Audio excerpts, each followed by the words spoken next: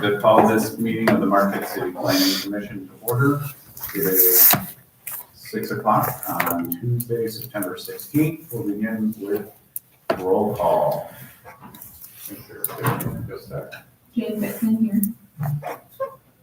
Christine Hunter here. Seth Smith here. Steve Laurie here. And Kevin Clegg is here. We have 2 items on our agenda. We have a motion to approve the agenda or any additions.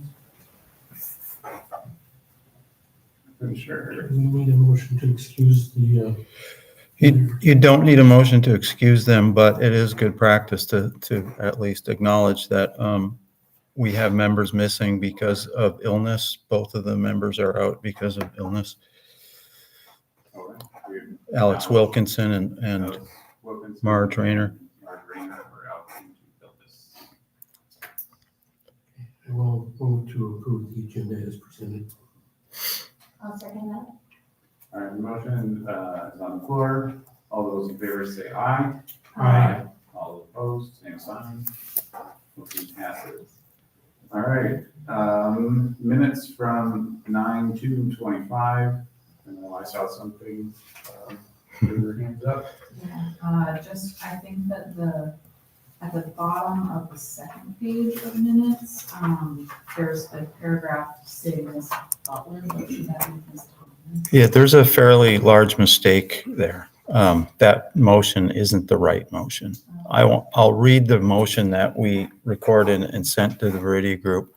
It was moved by S. Laurie, seconded by A. Wilkinson, carried 7-0, that after review of 01 PUD 0325 and 01 SPR 0925, final site plan dated and received 8/5/25, the staff file review analysis for 07 SPR 0925. Planning Commission finds substantial compliance with the City of Marquette Land Development Code and hereby approves the site plan with the following conditions: that an amended site plan is submitted to meet staff comments for the final site plan review, particularly lighting, landscaping, fencing, and engineering details, and then as-built plan is submitted after construction is completed. I would move that we amend these minutes to include that motion in place of the one that's incorrect. Each one will copy. Were there any other specific things? Otherwise, we can see second. All right, see second. Second. Mr. Ficken. Motion on the floor. All in favor say aye. Aye. All opposed, same sign. All right, motion passes. Any conflicts of interest tonight? Okay. Seeing none, we'll move forward with our public hearings. For public hearings, the way that it proceeds, first thing we'll do is we'll hear from city staff. They will talk through our packet. Then we'd like to hear from the applicant. We'll read any correspondence into the record. And then public will have a chance to provide testimony and then commission discussion. Dave, if you would like to start us off, please. Okay, I see people squinting at this, so I'm going to try to make it bigger. Thank you. Where is read? If you go over to the, if you go down a little bit, you see that, Down one more. there. Okay, so tonight the Planning Commission is being asked to make a recommendation to the City Commission regarding request to rezone the property. This is not a development approval or development request. It's a rezoning for request for the property located at 1700 Division Street. It's currently zoned mixed use to be zoned general commercial with conditional rezoning. And I'm going to go through the materials that the Planning Commission is being provided with. They have a sample motion for this. So this is basic information about the parcel, where it lays, what the adjacent parcels next to it are zoned, the provision of utilities around there. the current zoning district standards, the intent of the mixed-use district, the permitted and special land uses that are currently provided for the mixed-use district. The dimensional regulations for the mixed-use zoning district, and footnotes that go along with those dimensional regulations. There are a lot of footnotes. Then we have landscaping design standards for that zoning district. Now, we get to the proposed zoning with conditions. This page is what the applicant provided to the Planning Commission, and per the state law that regulates zoning, the Zoning Enabling Act, an applicant can propose to rezone the property with conditions that the Planning Commission or City Commission cannot counter. This is not a negotiation. The Planning Commission will either vote up or down. The City Commission will get the recommendation from the Planning Commission and make their own decision.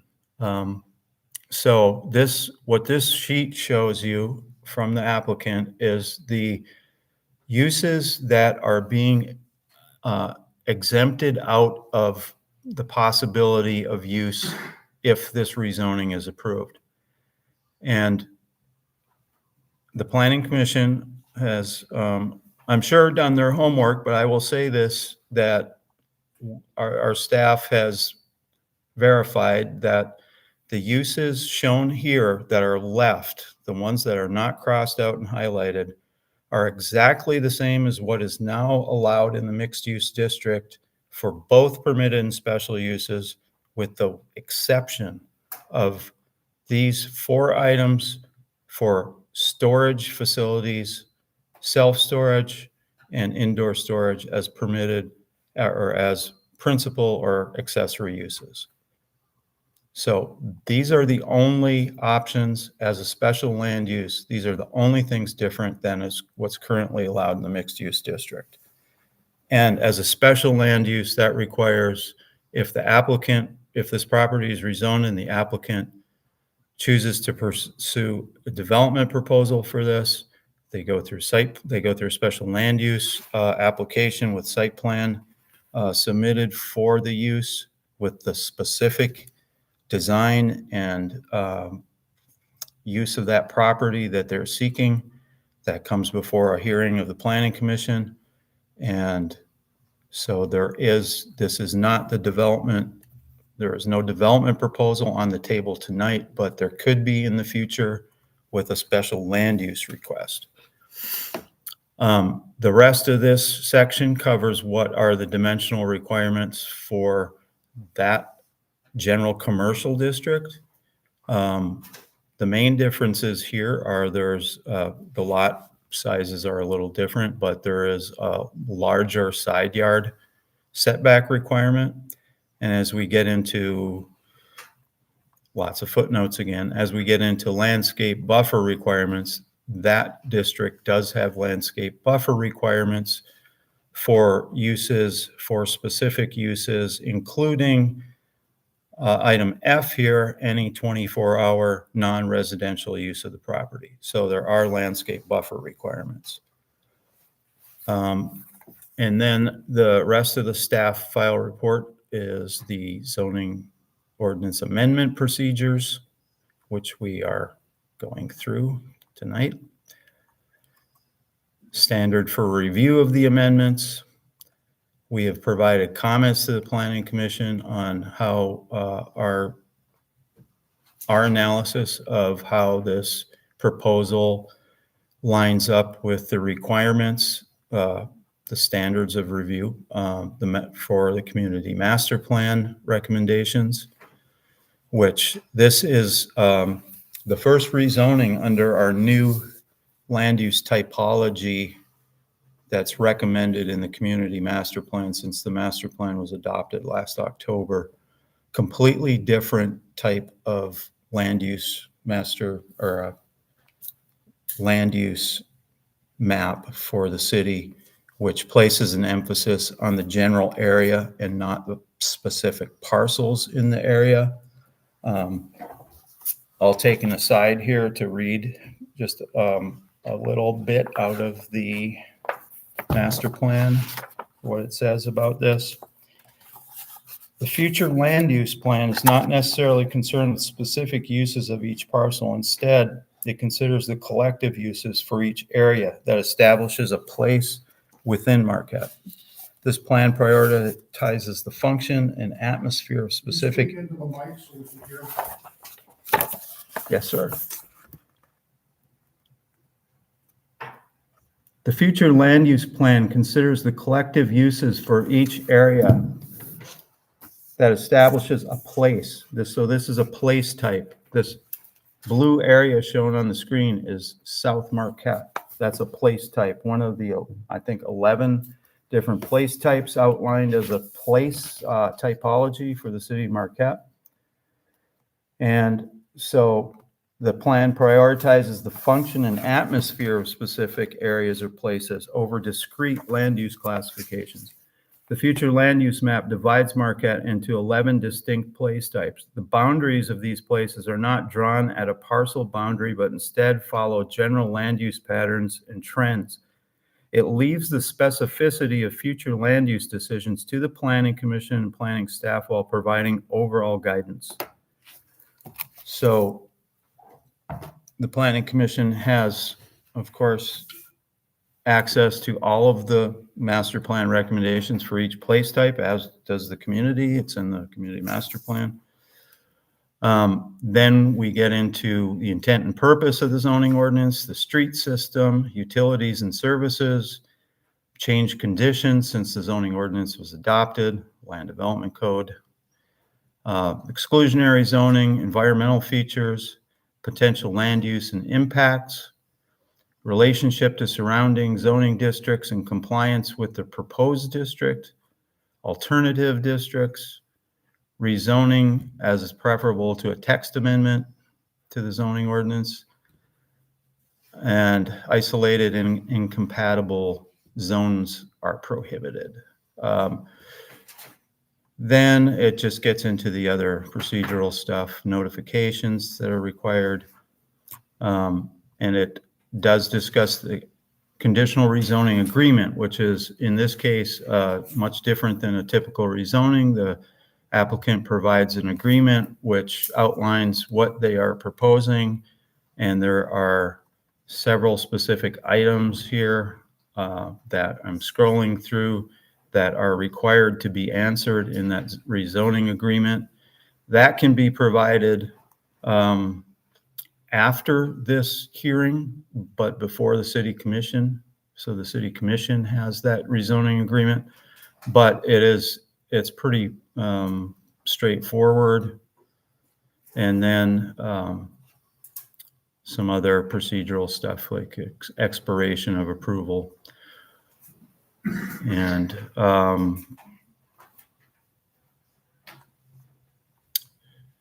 then we have, besides, that's the staff report. Then we have the applicants, the application itself.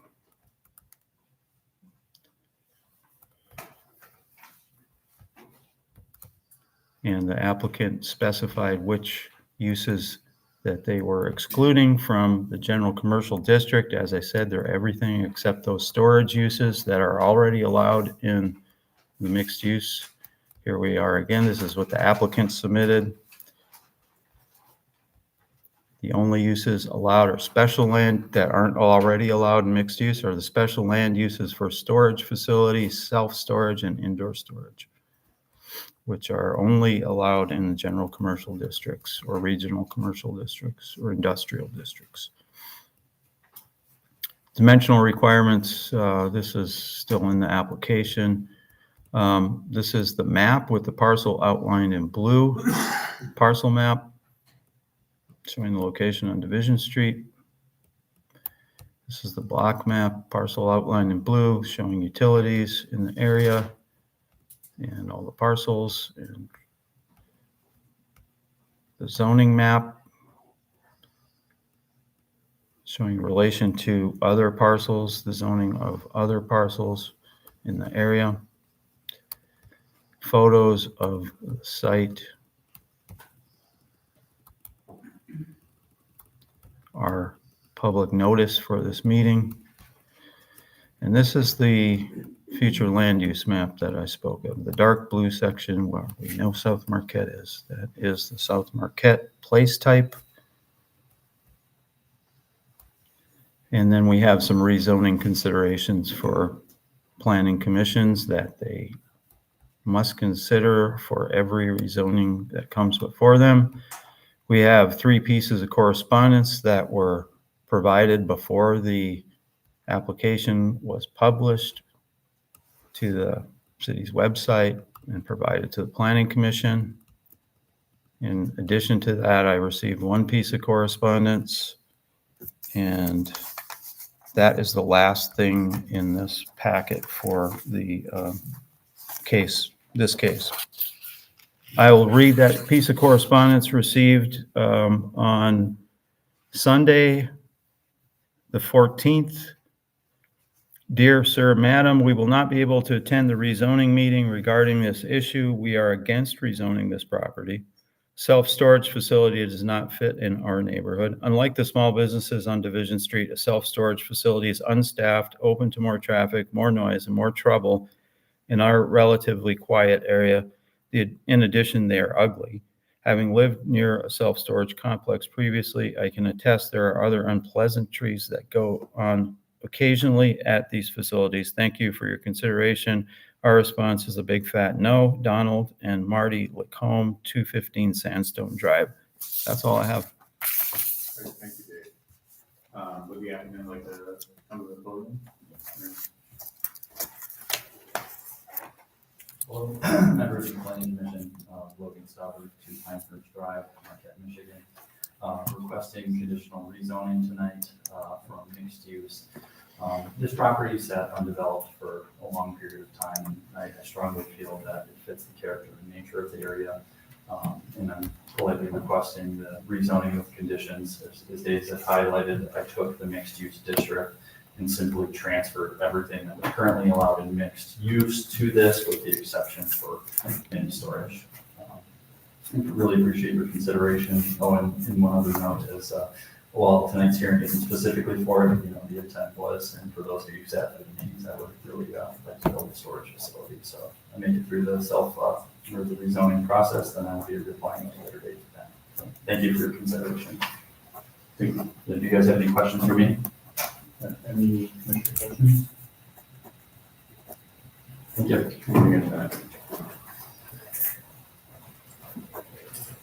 All right, at this time, we read the correspondence that we received in earlier. So we can go on to public testimony. If any member of the public would like to speak on this matter, you have 3 minutes to talk. Please come to the podium, state your name and address, and say what you would like. Come on. Thank you.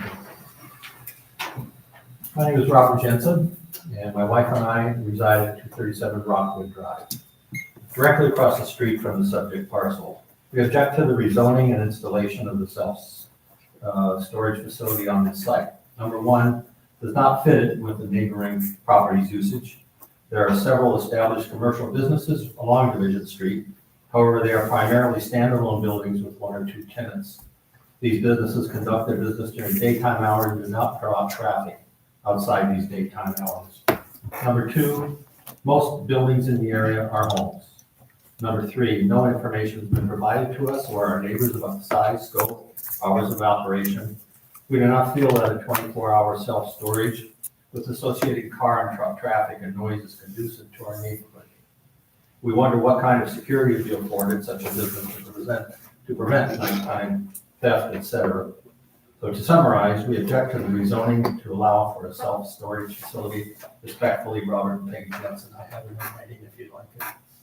Thank you. Sure. Thank you. Thank you.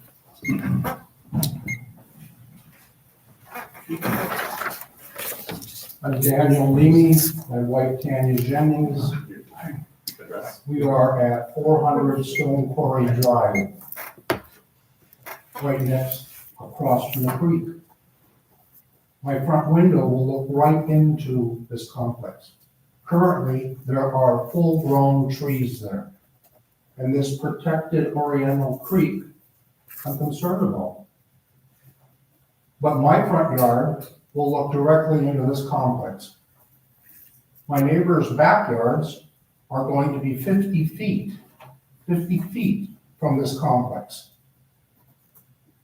They have decks there and their children play there. I don't know who gave the approval of putting up the monstrosity power poles, so you are now going to add this into our neighborhood. So we have the power poles, and now we're gonna have black asphalt buildings of what height has not been determined. And when now what hasn't been determined is, how much vegetation are you going to take out at the crossing of the two creeks there? This will significantly affect our standard of living and our resale value and our taxable value by having this type of complex there. I understand it's a quiet business, but that doesn't negate the fact of what we would have to look at 24/7 at a piece of property like this. For now, we see beautiful birch trees, pine trees, and the streams going through there. I don't know what access you're talking about. 2 entrances, 1 entrance on a corner, and you would think there might be a safety issue. I totally oppose this development in our neighborhood.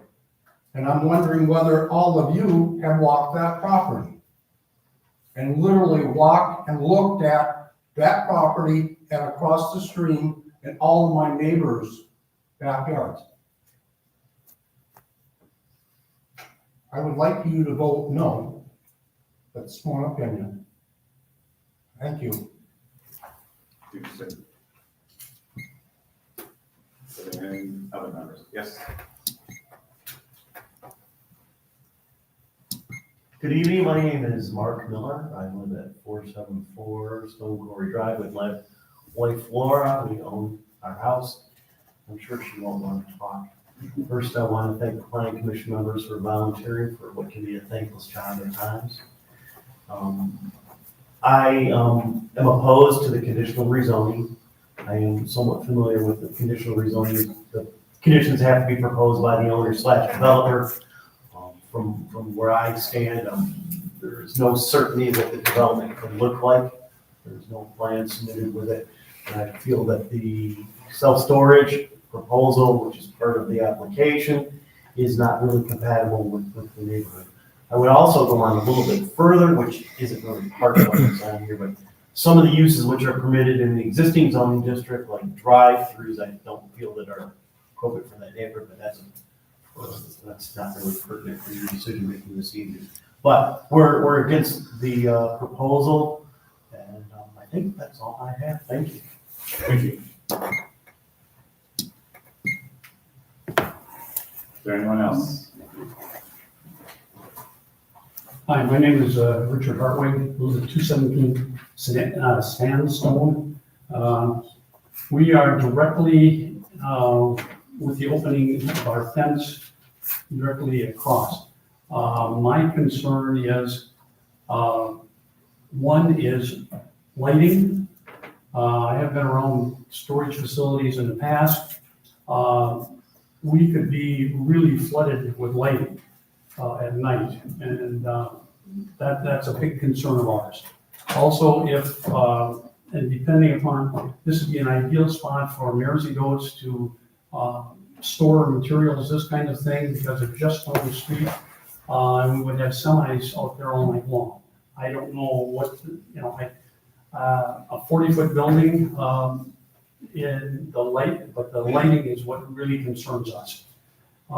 And so I just wanted to mention it, that's what our opposition is. We have no idea other than that there's a proposal for this, and until we hear more about it, we're going to stand in opposition to it. So thanks for your time. Thank you very much. Would anyone else like to speak?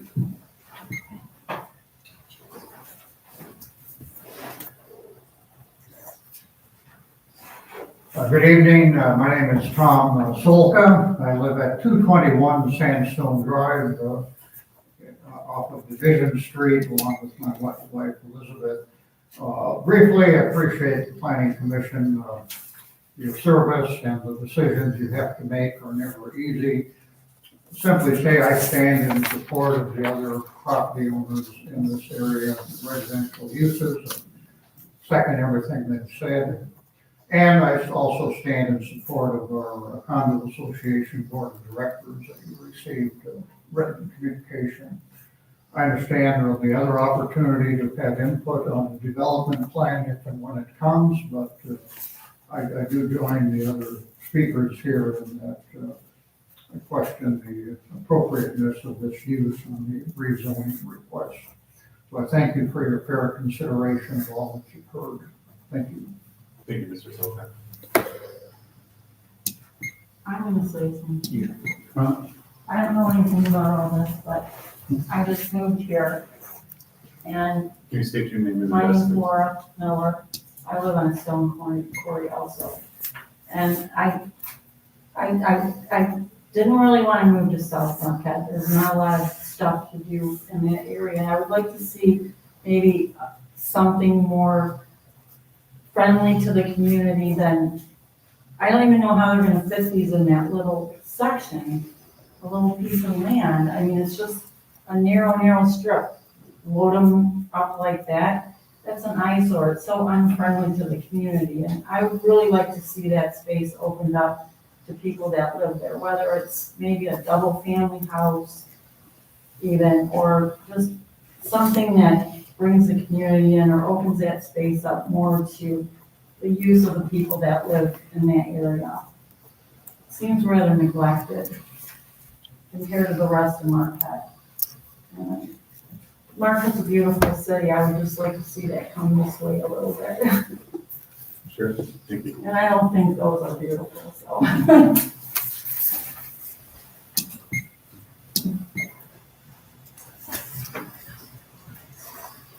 My name is Brian Zinzer. I reside at 217 Crestview Drive. I'm also a member of the board of directors of the Shiders Point Condominium Association, which represents 33 residential units directly across the street. Many of our residents have already spoken tonight. I just want to reiterate what our board submitted in writing. We are totally against this, unanimously against this proposed rezoning.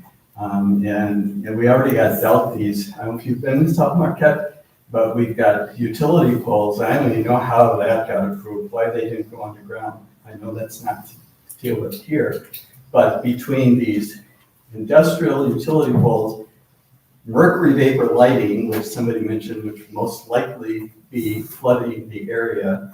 And then we also, I guess the other question I would have, does that mean that the billboard that's on that site would also be on the site if it was rezoned? Thank you, Mr. Zender. Is there anyone else?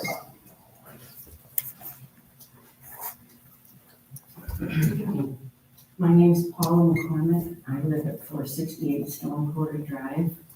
Thank you for serving on the commission.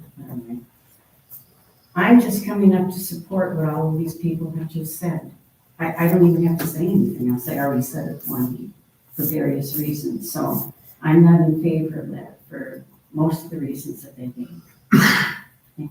Thank you, Mr. Hart. Is there anyone else that would like to speak? All right, seeing no more, would the commission like to suspend the rules for the discussion?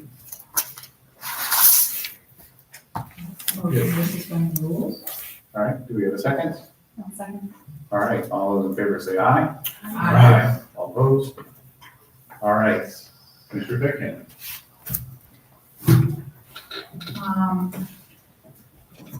You know, I recognize that we're looking at a rezoning request and not a site plan proposal. I hear all the public comments. And I noticed that I think that this particular parcel is kind of on like a boundary, of where, yeah, like I think it would be very clearly like very clearly a compatible use if it was like one block over. But I think it's definitely kind of on the fence, whether it is a compatible use in the area. Yeah, I mean, the master plan, talks about the South Marquette neighborhood, and specifically notes Division Street will have the look and feel of a village main street, with buildings located close to the walks and parking hidden behind the buildings are permitted on the street with sandstone buildings and whatnot. I don't know, it's hard not knowing like what exactly the project is that would go there, but seeing the crossing the two streams does present concerns. I don't think that a self-storage unit would have significant runoff into those streams, and I think that our overlay district would likely protect those areas from encroaching on the stream too closely. Yeah, that's my feel right now, I think. 25 feet from the river's edge, from the top bank. So it's not as if I could clear it. Is it okay if I speak? Oh, just throw out there that it's, to protect the rivers, it's 25 feet from the top bank. So it's not as if all the land could be cleared. Dave, I have a question regarding the riparian overlay. So that's 25 feet from each from each triangle, because it's a triangle. Are those considered both side yard, backyard, or just 25 feet on that? So the riparian overlay requires a minimum of 25 feet plus a slope factor that might add a little bit of extra distance from the edge of the stream bank to any buildings that would be able to be built. So that would apply to both the Oriana Brook and Billy Butcher Creek. Okay. Do we have any idea of how much square footage remains on that parcel after that 25 feet and the front yard setback? That's probably a better question for Mr. Stauber, because I know he's had an engineer looking at the parcel and that kind of thing.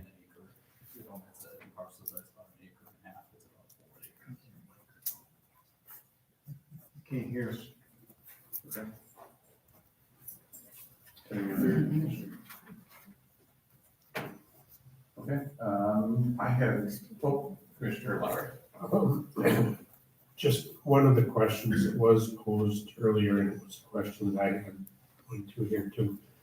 If we rezone this, obviously the billboard that's there now is grandfathered in to the existing zoning. If we rezone it, does it maintain that grandfather status, or does it have a certain deadline to be removed? It does. It does. Unfortunately, it does. Okay. And just, Does what? It does retain its non-conform, it's a legal non-conforming sign. And it will continue to be a legal non-conforming sign until it basically falls apart and can't be structurally maintained anymore, or the property owner chooses to get rid of it, no matter who owns it. and just to address a couple of the concerns that we heard from the public,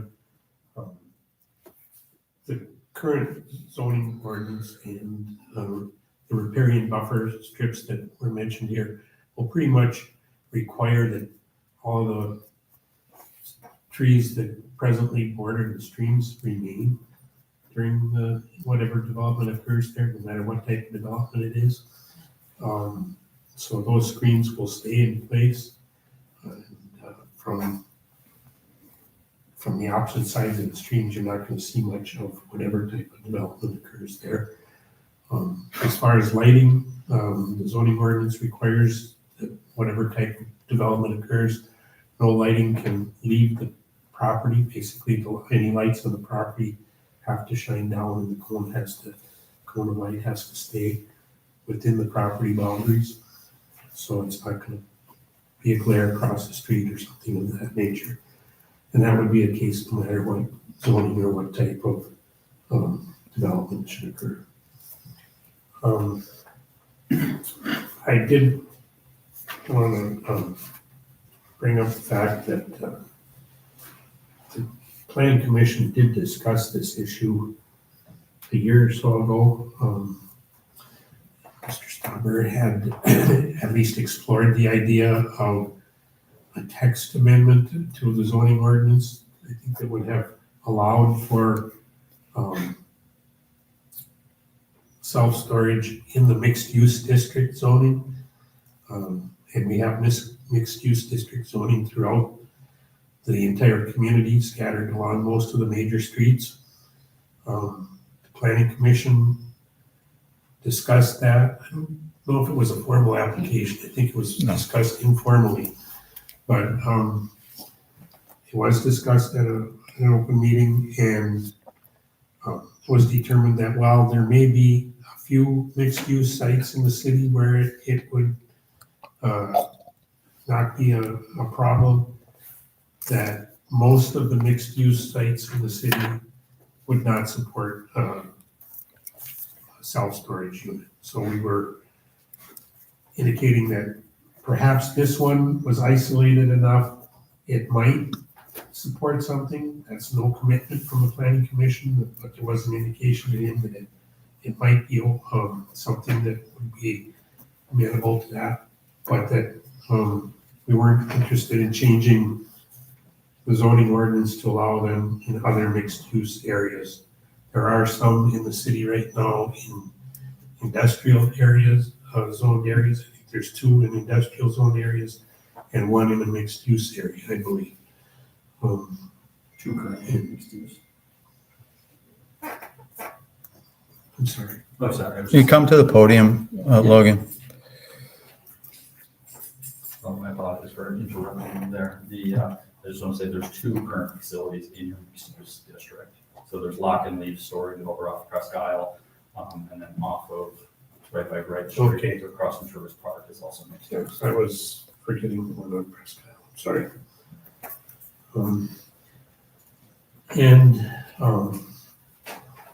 So I guess the project has been at least under consideration for a while and does have other options.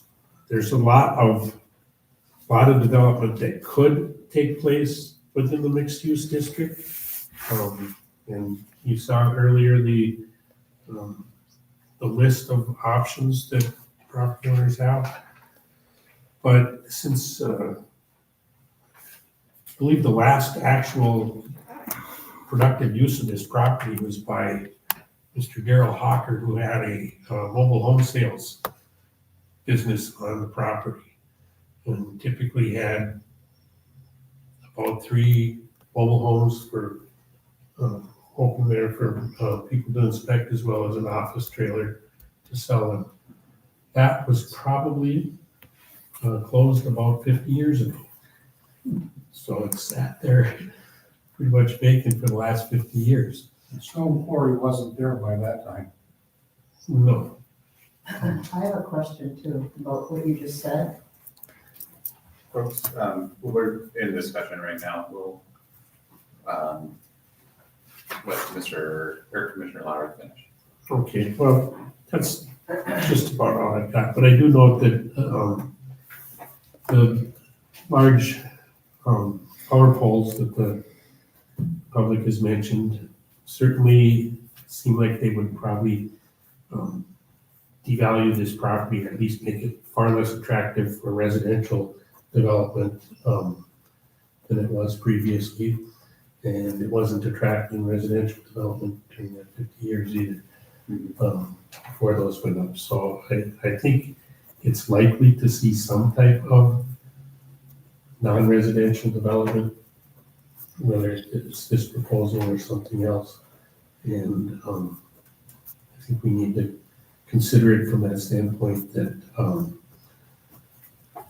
there are a number of non-residential uses it could take place under the current zoning ordinance or current zoning applications on the property. But this one that is being proposed, if it's rezoned, is not one of them currently zoned. And I think that's, I guess the other point I have is that the general commercial is what being asked for. I did note that the general commercial zoning district does abut Shutters Point condominium property on the north directly, but it's it without any other street separating or barrier or anything. There's warehousing in place there. We have quite a lot, I'm sorry. And so I think that's something that's also not considered. Thank you. Thank you. I have a question for, so while we do need to consider with all that all potential uses of the zoning district must be considered, but the parcel at 1604 division is currently zoned mixed use. And if we rezone this with conditions, is that not affording this parcel at 1700 rights and privileges that are not afforded to that 1604? Well, yes, but that's why there's this conditional rezoning option. It's not, it is an exception to the normal rezoning process. Okay. So So a lot of things that would apply in a spot zoning consideration don't apply here because it is a different process. But then this becomes an isolated zone according to our land development code. That's a matter of interpretation. That's completely an interpretation if it's isolated zone or not. What is isolation? It's, mixed as a mixed use district. Is it isolated now from other mixed use districts? Maybe a little bit, not really. It would be isolated from most of the general commercial district. But that's something you've got to consider, whether that's a factor, enough of a factor to rule that it's incompatible. I would say that, remind everyone that prior to the rezoning of many of these parcels in 2019, most of Division Street was general commercial, or a lot of these properties were general commercial. The Planning Commission rezoned much of the Division Street area and Hampton Street to mixed use to promote more mix of residential and commercial instead of just solidly commercial uses that were only allowed in those general commercial districts. Correct me if I'm wrong, but our intention with the mixed use zoning district was to promote that neighborhood feel, which we had seen evidence of in our master plan. I wouldn't necessarily say that that's true. As Mr. Laurie talked about before, the Planning Commission decided they didn't want to change the mixed use district standards to allow for, or land uses to allow for storage, because they wanted to promote the residential aspect of mixed use more than the commercial aspect in areas, in most of the areas of the city that have been rezoned to mixed use, which didn't exist. Mixed use districts did not exist before 2019. This is a brand new zoning district as of 2019. So mixed use, like North 3rd Street, downtown is the central business district, but it's a mixed use district. The downtown waterfront district, where you have working waterfront uses like Thills and the Dock Association, that's a mixed use district. It is to promote the mixing of uses, but as Steve said, with storage uses, the planning commission decided those are more suitable for general commercial in general. In the research I've done. Regarding the conditional rezoning of a property, I understand it'll run with the land if Mr. Stauber decides to sell it. And the other question I have is that would a parcel owner simply be able to strike all unapplicable uses of the land in order to achieve a different conditional zoning? If like he wants to do storage unit, if somebody else is applying for something else elsewhere, it's not super applicable. I'm just trying to understand conditional rezoning as a process. This isn't, I mean, this is a by the book. We wouldn't be having this hearing if he didn't do it right. We accepted his application because he provided what was required, which is to take everything out of your the proposal that you aren't intending to pursue as a development option. So it takes it completely off the table if it gets approved. All of those things that were struck through. I'm not sure if I missed something in your question, but somebody else could, propose a different set of, or a different use that would be in a different zoning district potentially than this one. The mobile home park could propose to expand into that property, for instance. Okay.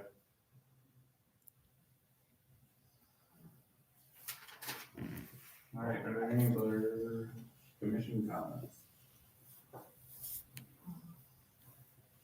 Mr. Stout. Well, thank you. I just want to say thank you for your comments. And in my exploration of self-storage and zoning in general, I found a lot of municipalities classify specifically these types of uses in their recreational districts, which I know Marquette doesn't have one that's specific to that, but some that are in that mixed-use district because they're low. For example, most facilities are low impact. What's seen currently in mixed use is there's light-duty manufacturing, drive-throughs, and I believe even gas stations currently zoned in the mixed-use district, if I'm not mistaken. So just in terms of what could be there in this parcel, I just wanted to say, driving through the area, what led me to that is the look and feel of the area is very much general commercial, and whether it be by grandfather nature or just what's taking place. For example, Mersey Doe's having large shipping containers and storage, and then just on the other side, as Mr. Census has said, that there's basically a snow plowing business that has outdoor storage of vehicles and et cetera, and very much fits the area. The one thing I would say is, if I do go for something like that, I thought this was a very low impact use. It would not impact the rivers or streams. In terms of lighting, all lighting would be facing downward, and in fact, they call it a fortress build, where you build where you can't see into facilities. Yeah, just to you guys, that's okay. But a lot of the concerns, and I understand there's a healthy amount of concern, nobody wants to see the character of their neighborhood, and I can assure this planning commission and the general public, everything I've done in my entrepreneurial career, I've done to the highest level and to a professional standard, and I would do the exact same with this project. Thank you. Thank you. All right. Any more discussion?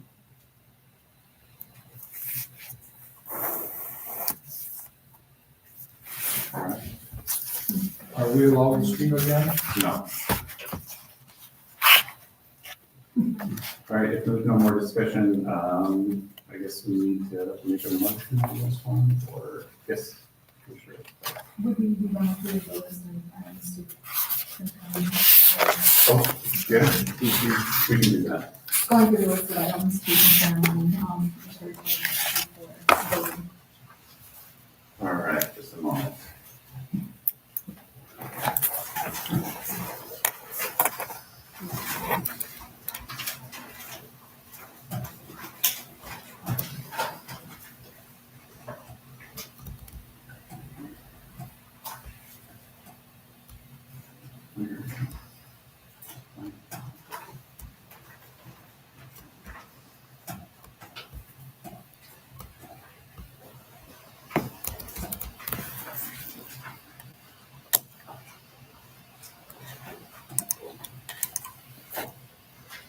Oops,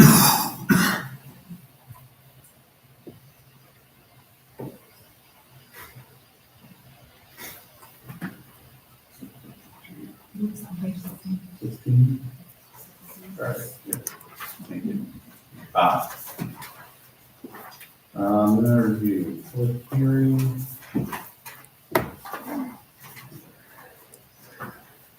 Okay, there's a public hearing, so we got that. Planning Commission consideration of the proposed amendment, make a written recommendation at our meeting today. Where are you? Seven, Sorry. master plan. We're on page, okay. We're standards of review for amendments.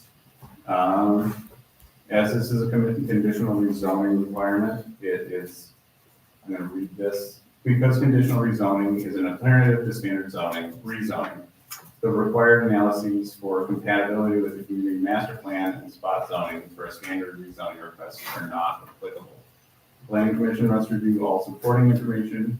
This report in particular and the attachment titled rezoning considerations for planning commissions and will hold a public hearing for community input prior to making a determination of whether to recommend approval for the request as presented or not. Okay. One. Intent and purpose of the zoning ordinance.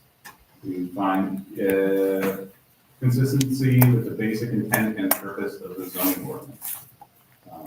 That refers to our zoning district and standards from above. Street system. The capability of the street system to safely and efficiently accommodate the expected traffic generated by uses permitted in the requested zoning district.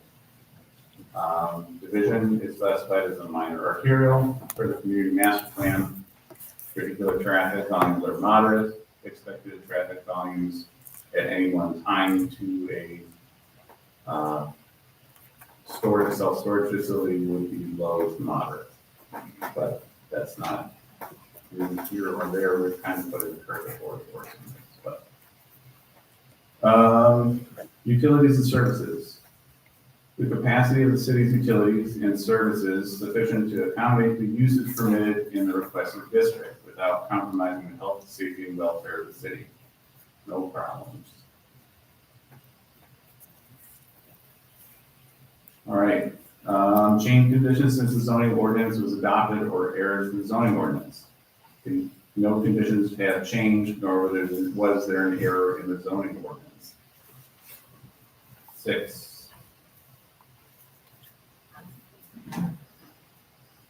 The amendment will not be expected to result in exclusionary zoning. The proposal will not result in any substantial changes that would make exclusionary zoning more likely. Environmental features. This one we should talk about a little bit. The zoning is requested, the proposed zoning is generally compatible with the site's physical, geological, hydrological, and other environmental features with the uses permitted in the proposed zoning district. The riparian overlay district is applicable to this parcel. This Oriana Creek and Billy Butcher Creek are on the property, showing maps in the packet. Yes. So you have that. Okay.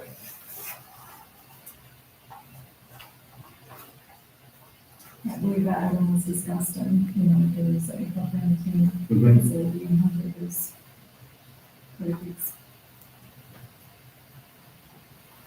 Could I ask a quick question? So with the riparian zone and then with having that space between to have landscaping done, is it 25 feet in and then also including the riparian zone? Would there be enough footage for the development? I'm just trying to figure out, and I know that you said an acre, but an acre mapped out in a square is one thing different than something at an angle. So I have some concern with the riparian zone as well as the landscaping that's going to be necessary. So I'm just trying to wrap my head around that, make sure that's.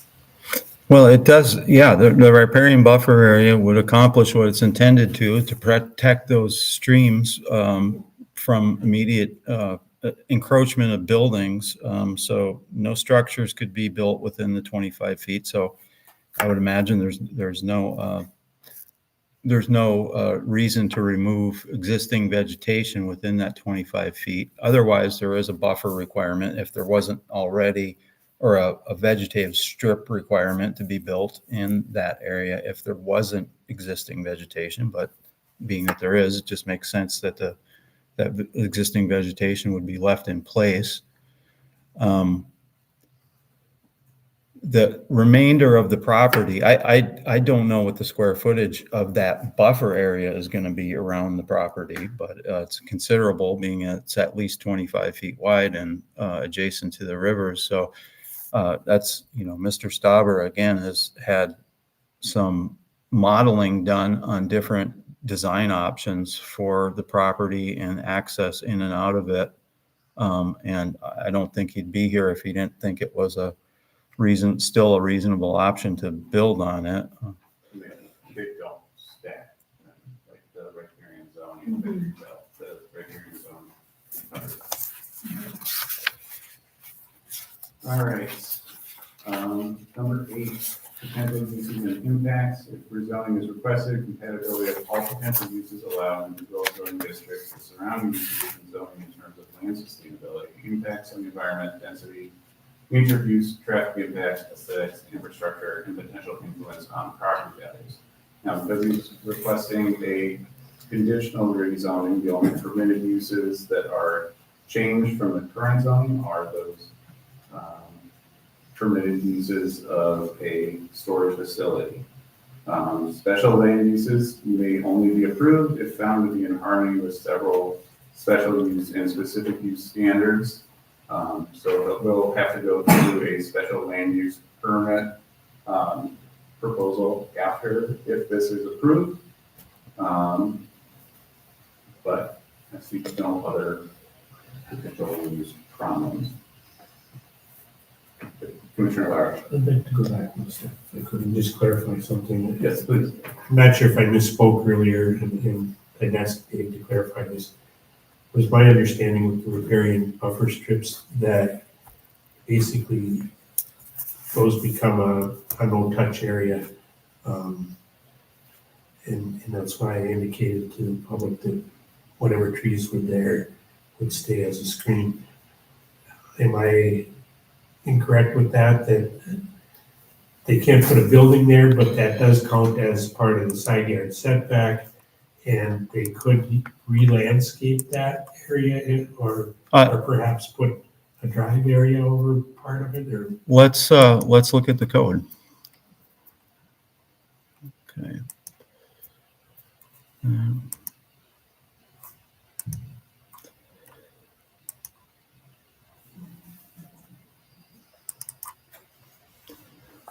Okay, so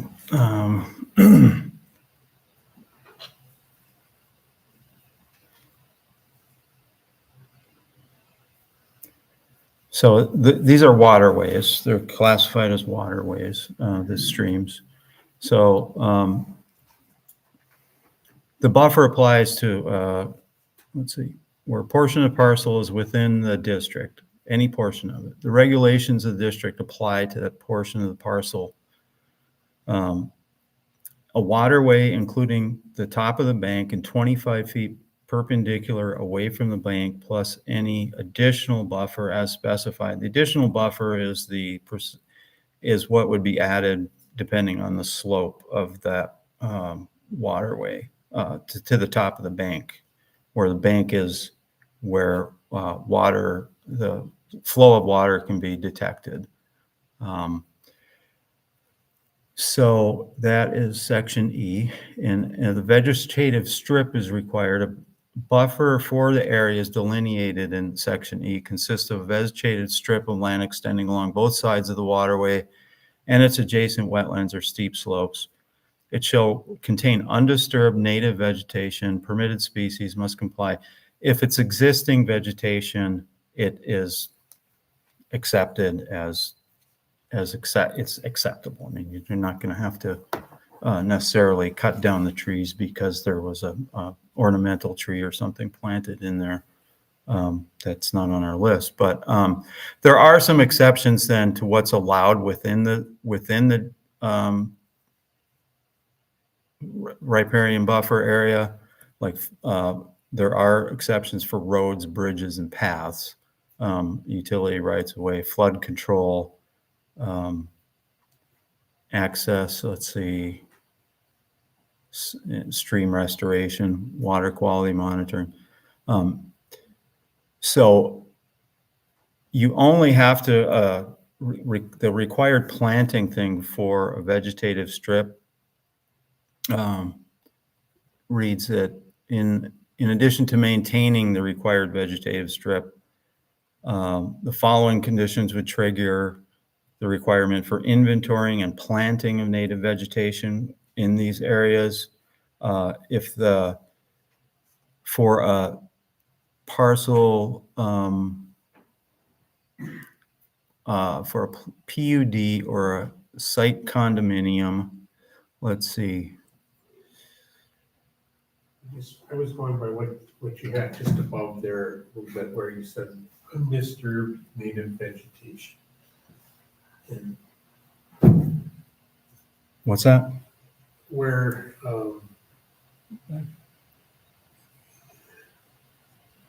trying to find it again now. Undisturbed native vegetation in Yes. section F. Okay. I was interpreting that as meaning that if it's already, non-eroding stream bank, totally vegetated at this point, that you can't disturb it. It says non-disturbed. You leave it in its natural state. That would be my interpretation of it. I don't think we've had a riparian buffer applied. I mean, this is another thing that's only existed for the last 5 years. We've only applied these in wetland areas to date. But in this area, I would interpret that as that existing trees and shrubs, ground cover is acceptable as the vegetation for that buffer.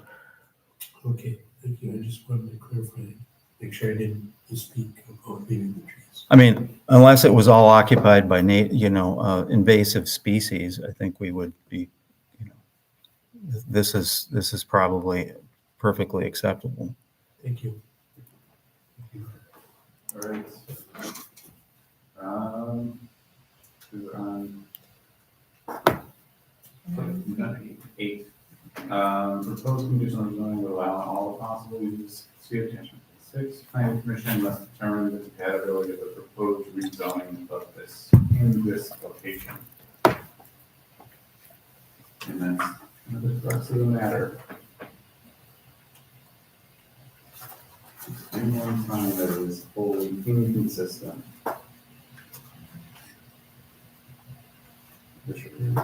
I find it really inconsistent. It was already zoned as uses.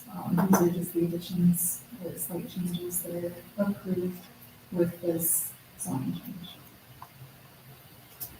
All right.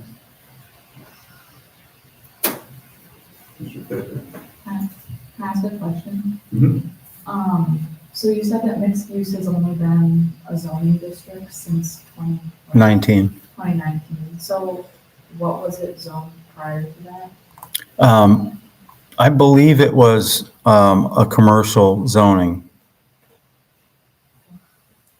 If it was general business or general commercial, I'm not entirely sure.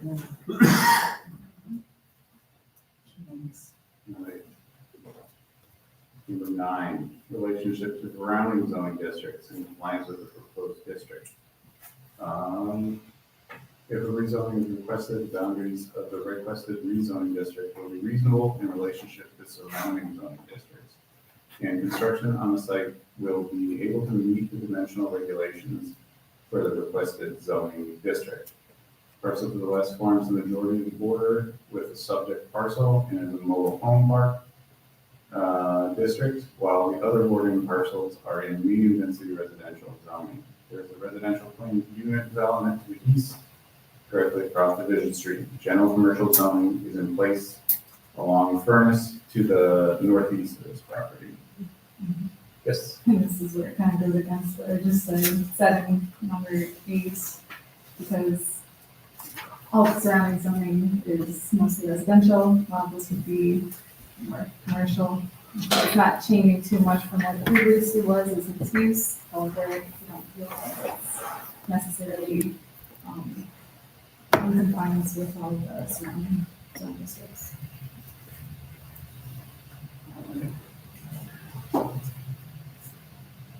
I feel that it's not consistent with the directly adjacent zoning uses, but not necessarily inconsistent with the others surround, like the general surrounding area. In the south Marquette place psychology. Yeah.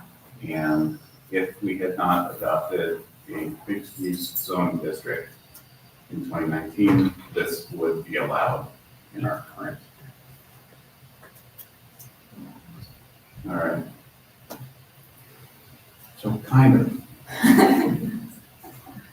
All right. Number 10, alternative zoning districts. If a rezoning is requested, the requested zoning district is considered to be more appropriate from the city's perspective than another zoning district. Is there anybody that would find that a different zoning district would apply more to this than will allow us?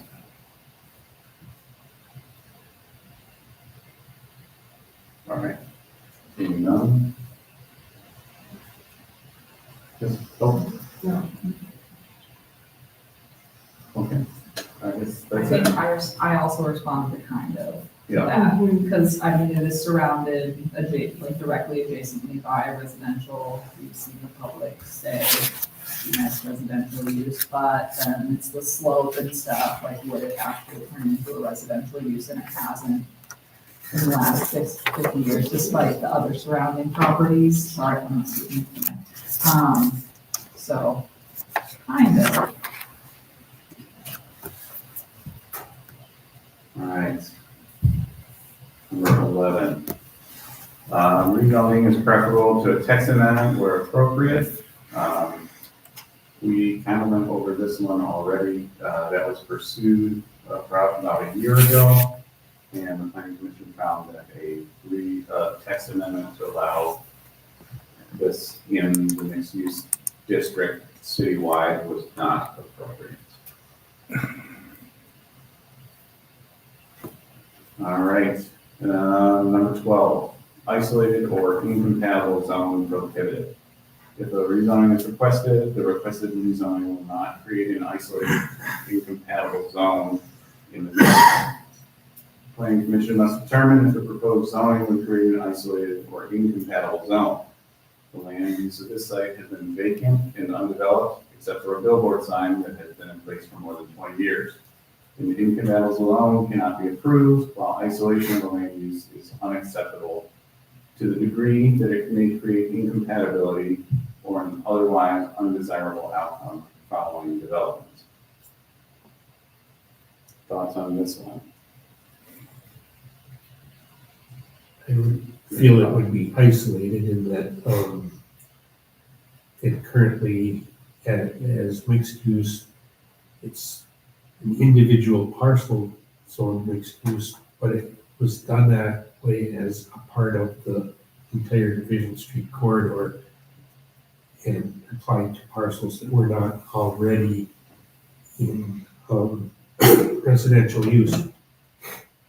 The master plan speaks about that being the entry corridor to South Marquette, and that it should have a mix of businesses and residences. If you take the corridor to mean Division Street and Furnace Street, you already have general commercial on Furnace Street, as well as the Genesee. So whichever road you take there, it's extending that corridor rather than dealing with one isolated parcel. I actually have a question for the city on this one. You say the word isolated, are you talking about the zoning itself, or isolated as though it's not truly compatible and giving to the local neighborhood? I would say the latter. It talks about an incompatible zone in the neighborhood. So my question here is, when, I don't know if it's been brought up yet, is the benefit it's giving the neighborhood. Yeah, that's the way I read it. Incompatible zone in the neighborhood. It's definitely, if you looked at the spot zoning criteria and said, is this creating a spot zone? You might say, yeah, because it is not directly adjacent to another zone, general commercial zone. But is it incompatible in the neighborhood? That's a different question. Right? I mean, how far do you extend the neighborhood to be in your mind? It's I think that that's the last sentence. That's what I'm saying, in that, any inhabitable zone cannot be approved while isolation of any use is unacceptable to the degree that it would create that incompatibility and otherwise undesirable outcome following development. That's what I'm thinking about. Yeah, because it has, I'm curious if it has the two meanings, one being physically zoning wise, when we look at the map and see the zones, and also how it relates with the rest of the local neighborhood and community. If it's isolated by itself, if it's actually getting back to that local community. yeah, it's not clear. That's good to us. Well, I think judges make decisions all the time that are on gray areas that one might think it's clear and one might not. All right. What Like to note as well that this, if we do approve this, it goes to the city commission, and then the applicant would have to go through a special land use permit. There are many steps in order for this to be complete. Does anyone have any findings of fact on this?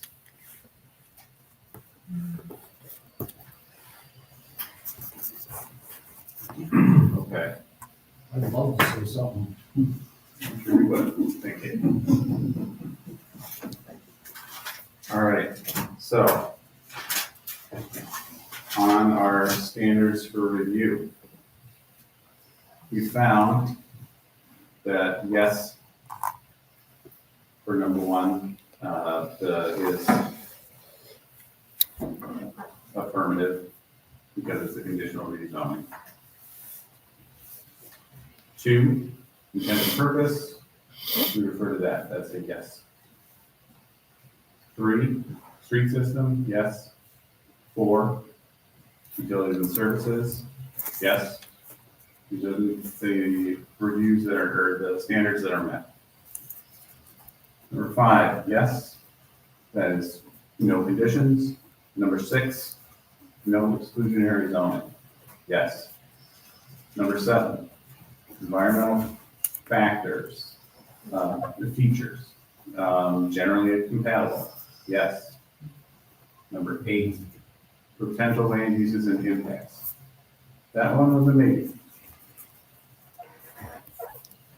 Number 9, relationship to surrounding zoning districts and compliance with the proposed district. That one was a maybe. Number 10, no alternative zoning districts are appropriate, so that's a yes.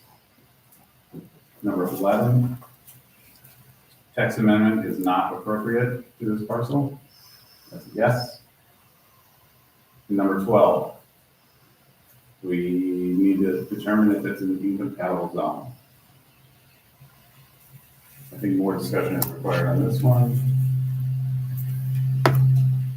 Unless someone is ready.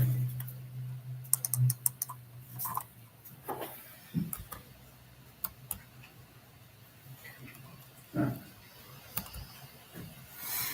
Commissioner Fickman. I'm just looking at the permitted and special uses in the mixed-use district. And light manufacturing is a permitted use, which means that it has to be totally enclosed and it looks like a retail business from the front.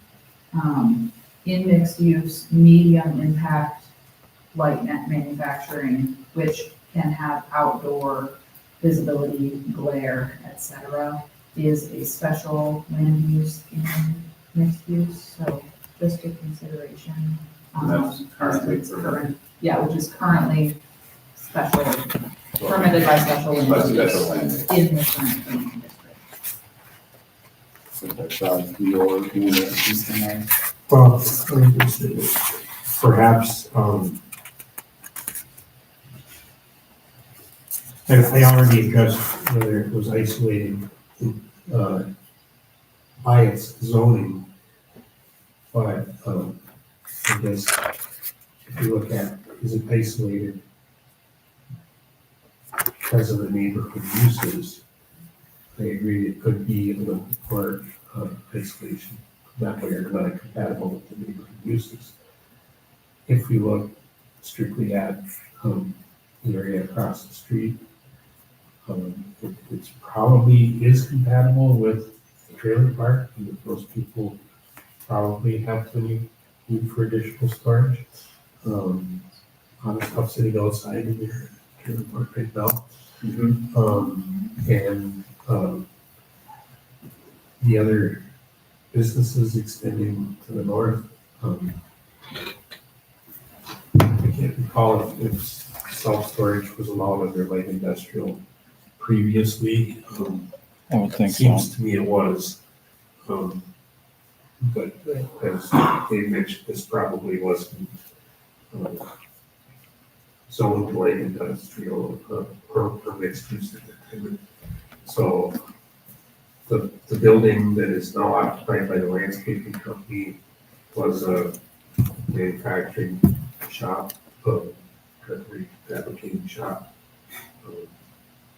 Granted, the next building has been an accounting and tax office for a long time, but was formerly a welding shop and stuff too. So it was an industrial area. It's evolved into something different, or it is in the process of evolving.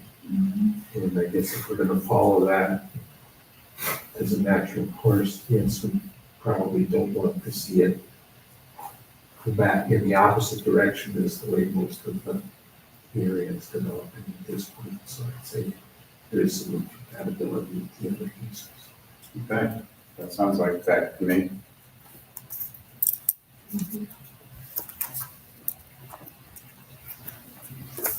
Does anyone want to make a motion on this?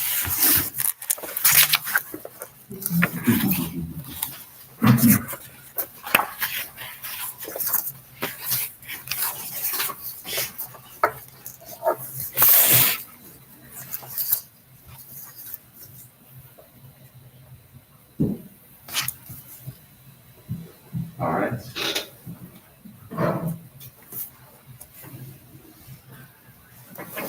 Anything else?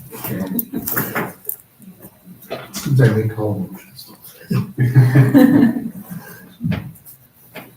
All right, Commissioner Lauer. After conducting a public hearing and review of the application and staff report analysis for 01 REZ 0925, the Planning Commission finds that the proposed rezoning with conditions is consistent with the community master plan and meets the requirements of the Land Development Code, section 54-1405, and hereby recommends that the City Commission approve as presented 01 REZ 0925. All right, do we have a second? All right, Commissioner Fetter, seconds. All those in favor say aye. All opposed, same sign. Motion passes. I will note that there are plenty of opportunities coming to make this fit the neighborhood.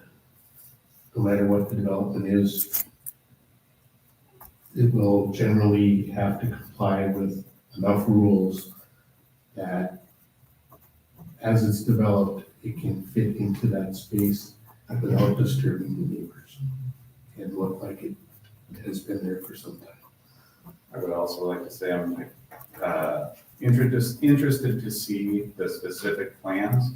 We know what is intended, but not any specificity. So moving forward, it could potentially be an asset to our community in South Marquette. But again, I'll reserve judgment until that time. But I think it does meet this conditional rezoning request. Okay, so we will be forwarding this recommendation to the city commission, and at this point in time, that public hearing would probably be the last meeting of October. It won't occur before the last meeting of October. So whatever the last Monday of October is would be when the city commission makes a decision on this. They make the decision at that date? Yeah. They have the final say because it's a change in the law regarding that property. So So how do we, as residents, who are gonna look at this every single day, get to see what they're trying to plan? So let me clarify that the city commission has to approve this conditional rezoning request first. No development plans. Then if they approve the conditional rezoning request, the applicant can come back with specific plans to develop the property. There'll be another public hearing at the planning commission for that. So. Do we get to talk at Oh, that city commission? Yes, absolutely. That would be back at the planning commission. If the city commission approves the rezoning, the applicant can approve or can request a special land use permit.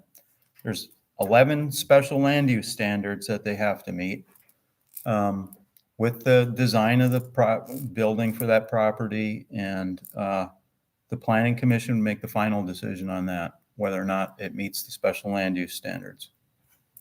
So that would probably be, if the applicant were ready with everything, if the city commission approves the rezoning, that will probably not take place until sometime in December, I would imagine, or January. December probably at the earliest. Maybe sooner. I don't know how ready this guy is, but. You have at least 3 more opportunities to speak on this. If the city commission approves it, there will be more opportunities to speak on the development. Yeah. All right, moving on. Someone would like to ask a question. Yes, sir. Like, it's a procedural question. If, assuming city commission approves the rezoning, are there uses that won't require a planning commission public hearing, potentially? Say that again. If the city commission approves the rezoning. Yeah. And the owner / developer submits a development proposal, could there theoretically be uses that don't require? Yeah, all of those Yeah, permitted okay, well, uses. I guess my clarification, you said that it would require a public hearing, but are there potential uses that don't require a public hearing? The self-storage would require a Yes. public hearing. Nothing else would, because everything else that's being proposed is already allowed in the mixed-use district. Yeah. Would they ever consider rezoning that residential just because of all the surrounding areas? I mean, Somebody can come in here with the same type of application if this one gets denied for a residential zone there. But in mixed use, you can already develop most types of residential development could be developed there right now as a use by right. As for all, there will be an agenda, this will come before the city commission, and your comments are best directed to them at this time. We need to move on in our agenda. Thank you for attending and for voicing your thanks, concerns. guys. Thank you, everyone. All right, moving on. Our second public hearing for the evening, 02-RZ-0925, 480 River Park Circle, inspired community rezoning. Dave, would you like to lead us through this part of our package?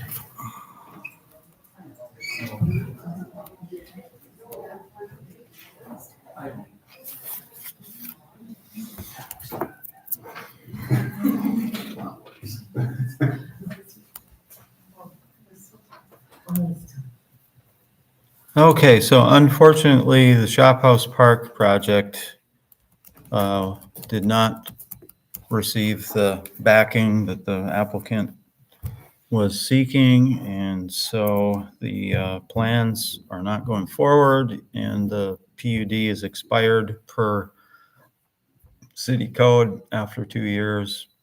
If the development, he didn't even actually get final site plan approval. So as it's shown here in highlighted yellow, if such plans have not been submitted within the 2-year period, the right to develop shall be terminated. The city then shall commence to rezone the property to its previous zoning classification or a different zoning classification supported by the master plan in accordance with section 54-1405. So,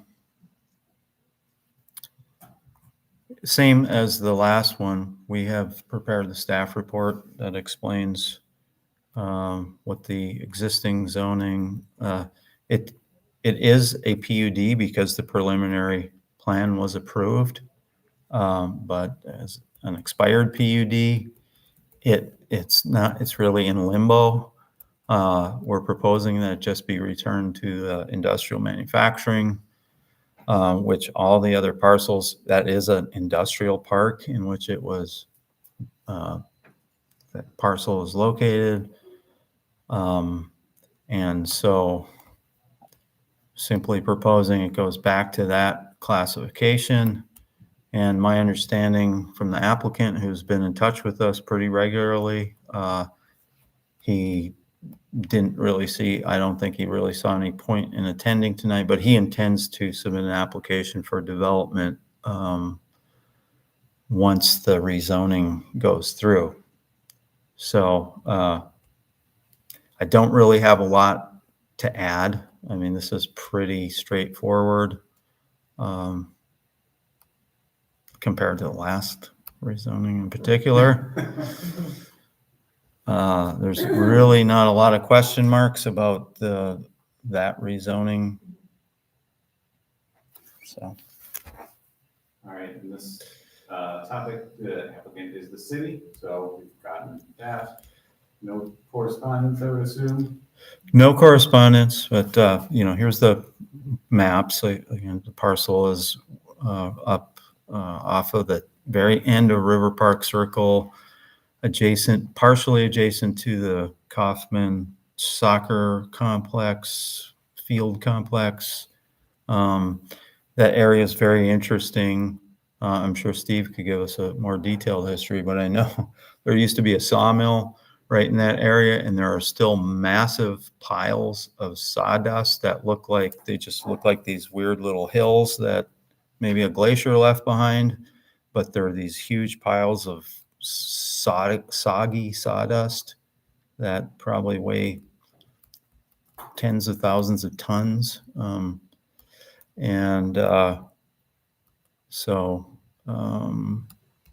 Yeah, just to go through the rest of these pictures of the site. It's a fairly uneven topography, is very, up and down throughout the site.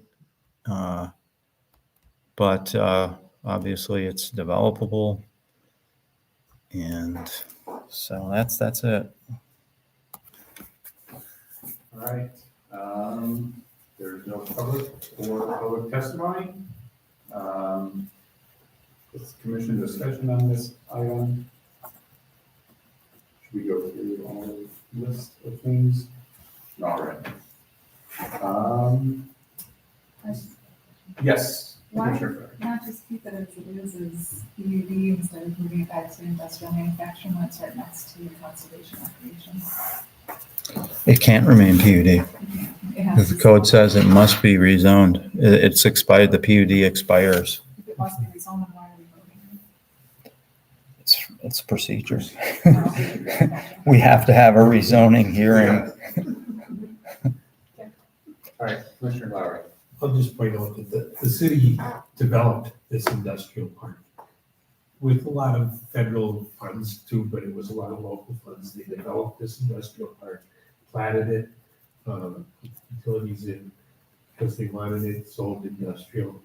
And now we have a chance to, again, try to get a business on there that meets that industrial classification. And we have very few opportunities in the city for those places to locate. I think we should open this one back up to it. All right.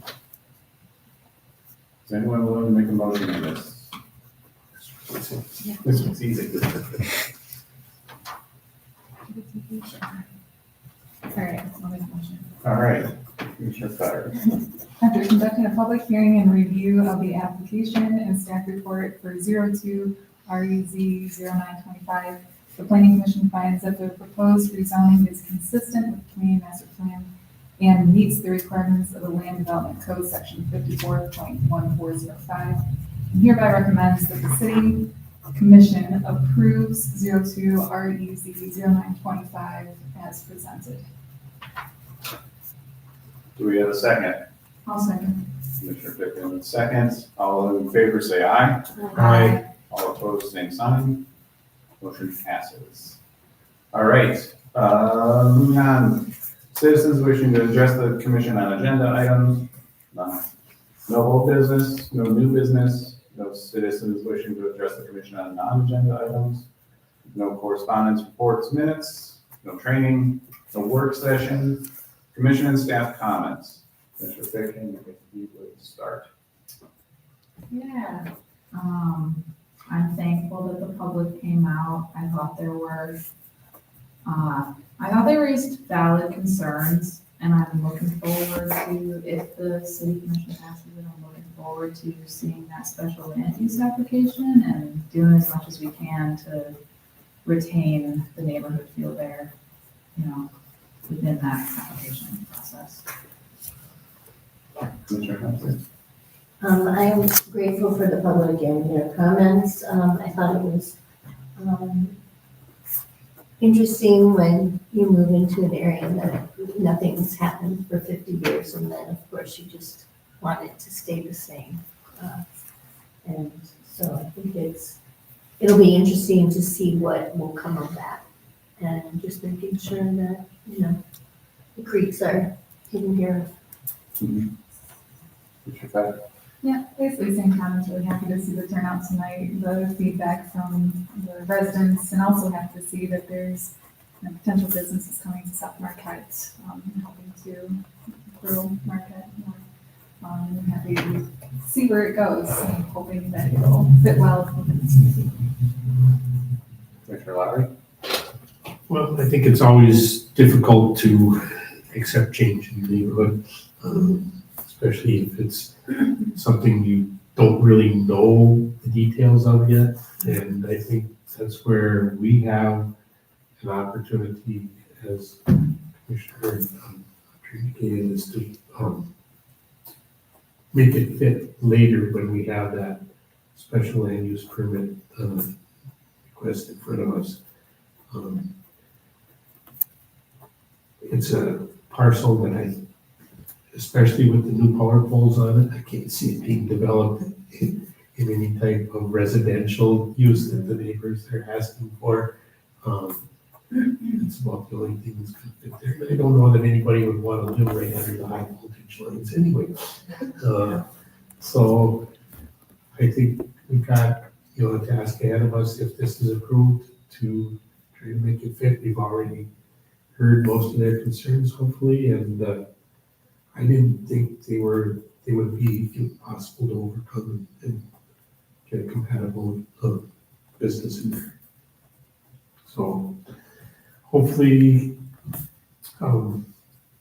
they'll realize down the road that we have enough restrictions on development in this community already. Yeah. That we shouldn't just try to rule things out before we even get a chance to make them fit. Yep. Thank you. Dave? Yeah, I wanted to say that the city really didn't have anything to do with locating those power poles there. And it's totally the BLP's purview to put power poles where they like in the right of way. I think that's a state law gives them that authority. But as I said earlier, the only other comment is there will not be a meeting on the first Tuesday of October. We didn't get anything submitted, so won't meet until that third Tuesday next month. And my comments are that I'm glad to see the public turn out. I'm glad to see that people are passionate about the places that they live. That's exciting, and that is an asset to our community. I am looking forward to seeing what they do with the process, or with the parcel, if the city commission approves it. I think this could be an asset to our community, and thank you all for doing the hard work. This was not the easiest meeting I've ever attended. So I can tell everybody did their homework, and I appreciate that. This meeting is adjourned at 7:38.